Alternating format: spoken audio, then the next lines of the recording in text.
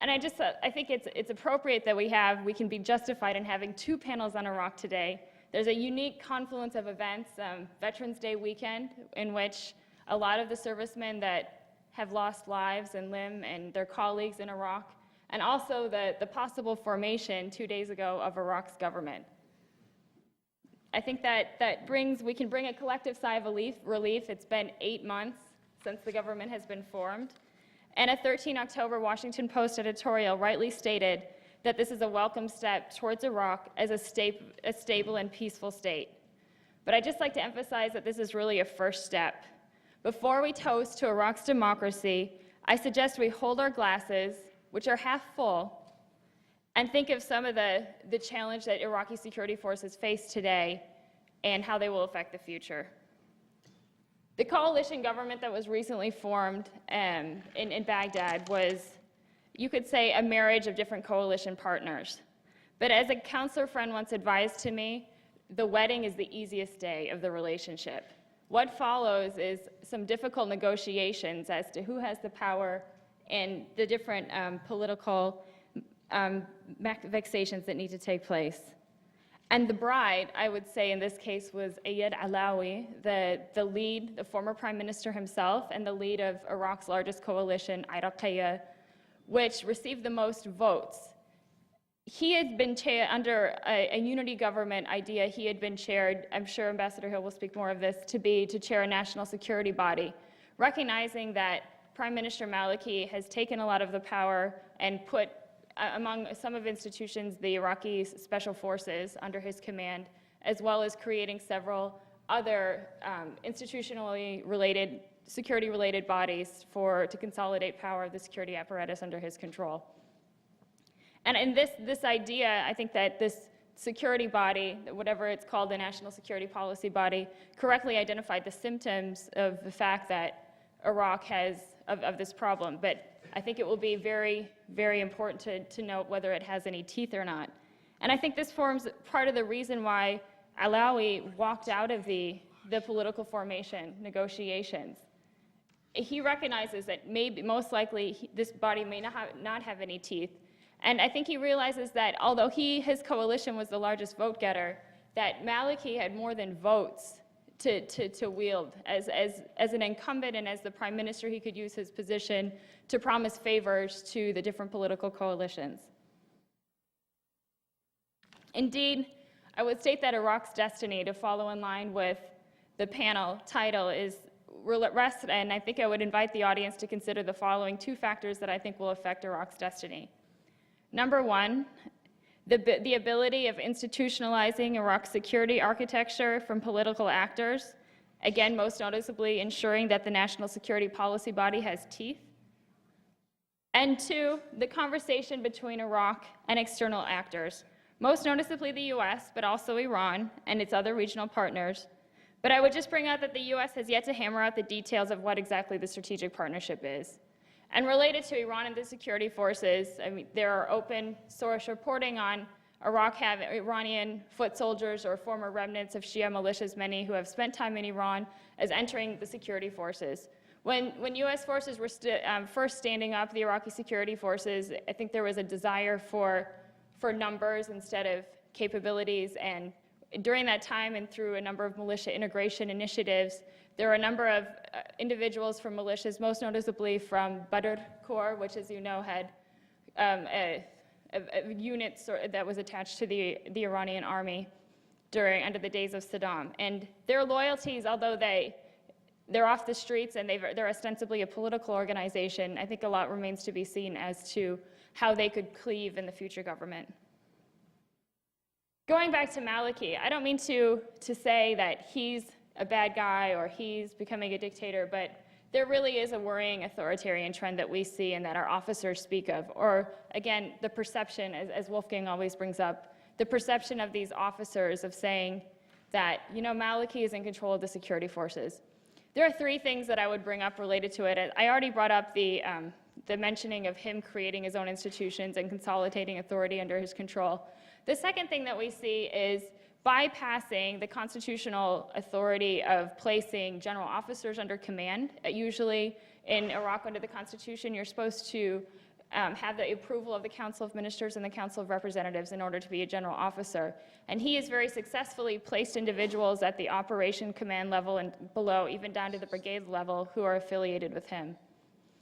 The interesting thing is that some of these arms are called to conduct, for example, brigades have conducted areas or operations outside of their area of operations.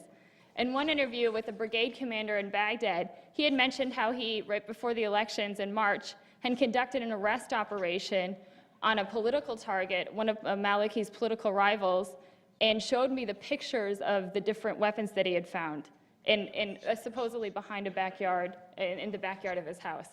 They were all shiny clean, so I wonder if they had cleaned them off after digging them out of the dirt or where they got them from, but it's most likely that they were planted.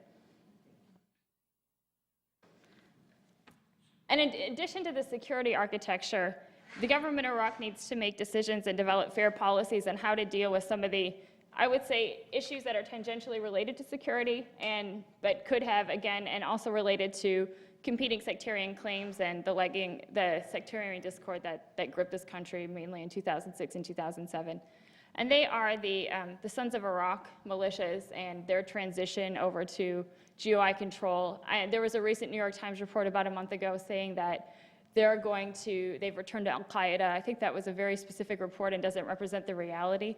Regardless, though, it's about 100,000 individuals, mainly from Sunni communities, who all feel disenfranchised and abandoned by the US government and that feel that the GOI has nothing to offer them. Maliki and his body underneath the prime minister has a plan for transferring them into civilian ministries, and 20% of these individuals are ostensibly supposed to go into the security forces. Sadly, not many have transferred over into the security forces, and even though that was what was promised to them at the beginning by a lot of, I think, American company commanders who didn't see the future or the writing on the wall. And the second one thing would be de-Baathification, and that's, again, tangentially related to security. First, it's the fact that it's been spotty and used as a tool to get rid of rivals in some cases. That's the perspective of the Iraqi general officers who we speak with. But also the fact that there exists around 2,000 Iraqi general officers outside of the country who are very capable and are from the days of Saddam's army. And there should be a discussion on, again, a real reconciliation process on how perhaps they could return to the country and plus up the country's professionalization. We have to acknowledge that the Iraqi security forces have made great gains under American control, but these political underbelly and challenges remain. And I'd just like to bring up as well the sectarian tinge to what some people or some Iraqi, the populace who we speak with, and the soldiers who we speak with as well, regarding the arrest and the ill treatment that occur for many of the Sunni individuals in Sunni provinces who have been rolled up by the Iraqi security forces or by various arms of Maliki's security apparatus. In fact, to tell you a brief story that illustrates this, a provincial reconstruction team officer in Diyala was meeting with the assistant governor. And when he asked what Prime Minister Maliki could do to improve or to do something for the Sunnis, the assistant governor responded, yes, he could resign. So again, and many Sunnis and Shias feel that another country may have something to do with the way this country is perceived, at least speaking they're Sunnis. And it's often lamented that I go out to Anbar a lot, which is a Sunni stronghold, and sheikhs still have a foothold there, as they do in many other parts of Iraq. It's alive and well as a social practice. And the conspiracy theory is that the US has handed the country over to Iran, that we're giving it away. And I'm sure that you've heard that in your conversations with some Iraqi political leaders. And that brings me to the second point, which I think will be important to Iraq's future, is its relationship with external actors. And the two countries I'm going to pick out are Iran. I know that everybody tends to focus on them, and for good reason also, but let's not overexpose them. And Iran's role in Iraq is murky, but is real and perceived as nefarious by a lot of Iraq citizens, even those in the Shia South. U.S. forces, and the second is the U.S. The U.S. forces and the government of Iraq need to sit down and define the shape and mandate of a U.S.-Iraq strategic relationship. They haven't been able to do that because of again, we haven't had a government. Iraq hasn't had a government for 8 months, but the U.S. still has a lot to offer for Iraq in the future. Just going back to Iran, and I think that when we're looking at these external actors, the helpful thing to use is the metric, again, that Wolfgang constantly reminds the students to use of time, metric, or interests, and costs and stakes. And when it comes to comparing U.S. interests in Iraq and Iranian interest in Iraq, I think that the U.S., they came to the region, but Iran is here to stay, and they're a neighbor, and they have a very, very complicated past with Iraq and involving a several-year war, and also a lot of cultural connections. So it's in every, I mean, Iran has every right to be interested in what's going on in Iraq and to have an agenda, and sometimes I wonder if they have more of an agenda or more calculated in how they'd like to see Iran work out. And if it's possible, I know that American diplomatic efforts can't push, would not be able to push this directly, but speak on how it's in Iran's interest to have a stable and strong Iraq and a democratic Iraq. And again, with the United States, going back to the U.S. security relationship, the U.S. can continue to apply pressure to the Prime Minister and this national security body that's going to be created, or if it is created, they can make sure that it really does have teeth. Iraq needs to have a renewed mandate on what is its security architecture, and a lot of these bodies, I would argue, and as a recent international crisis group from October argued on the health of the Iraqi security forces, they need to be dissolved. And some of Maliki's arms or units that he's put under his control need to be either placed back underneath where they used to be and in the divisions or units that they used to be, or again, dissolved and their purpose changed and their mandate changed. The other thing is that they can, for all of the Sunnis or for individuals who feel abandoned by the U.S., I think, or feel that they've been abandoned to Iran, just to, again, and I know that our general officers in Baghdad are always emphasize the importance of why it is in the U.S. interest to have a strategic relationship with Iraq in terms of just the accrued benefits, and that why the U.S. is going to defend Iraq, and that they have not abandoned them, but hope to nurture and continue to support their democracy. And second, or third, is to increase training programs for Iraq's leaders. There already exist a lot of training programs for Iraqi officers to go into U.S. military training programs, and I just hope that we plus that up. One suggestion is to do leaders at the brigade down to even company command level, who will be the future military leaders of Iraq. Again, the other countries in surrounding Iraq, many who have minority Shia populations, for some, I'm not going to name names, but they would, knowing that Iraq's aggressive past, have no problem seeing it continuing to be weak. And that's, again, the perception of Iraqi general officers. And I was on a recent trip to Kuwait and was speaking with some of the political counterparts there, and actually was the deputy foreign minister, and he said, we know Iraq is going to be strong again when they invade us, because a lot of Iraqis consider Kuwait the 19th province. So just giving assurances that Iraq is going to continue to be a strong and peaceful neighbor could be something that we could do. I'd just like to conclude with some of the remarks that another ambassador to Iraq, Ryan Crocker, said on the eve of Operation New Dawn regarding the U.S. involvement in Iraq.